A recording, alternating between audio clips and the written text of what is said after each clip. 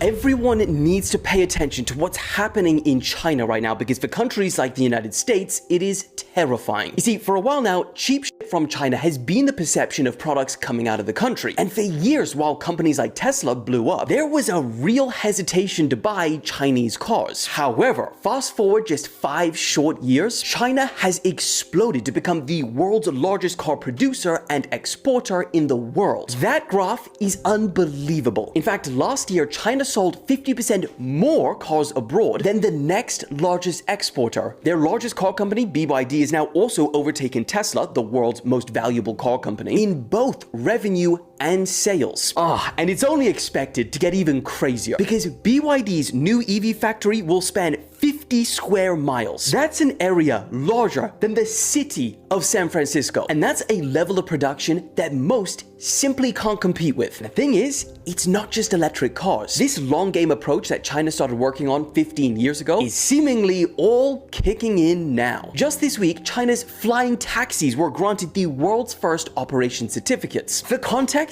that is the final regulatory green light that they needed to start flying, meaning autonomous air taxi services will begin this year in China. This year! China also built the planet's largest high-speed rail network, which is 48,000 kilometers of track in just 15 years. But here's where things get interesting, because Joe Biden attributed China's meteoric rise to unfair business. And hear me out, because he's kind of got a valid point. You see, unlike companies in the West, which are separate from the government, in China, they're kind of not. This means that if the CCP wants to become the world's leader when it comes to cars, they can pour massive amounts of money into companies like BYD. This allows those private companies to rapidly expand in scale, to have aggressively lower prices than the competition, to have reduced financial risk because they've literally got the Chinese government behind them, and then ultimately, as a result, can flood the global market with cars that are not just cheaper than the competition, but more technologically advanced too. And the thing is, consumers don't often care about how a company has arrived to the final product. If it's better and cheaper, most likely it'll just be bought. And that's why the United States and many other countries around the world have implemented up to 100% tariffs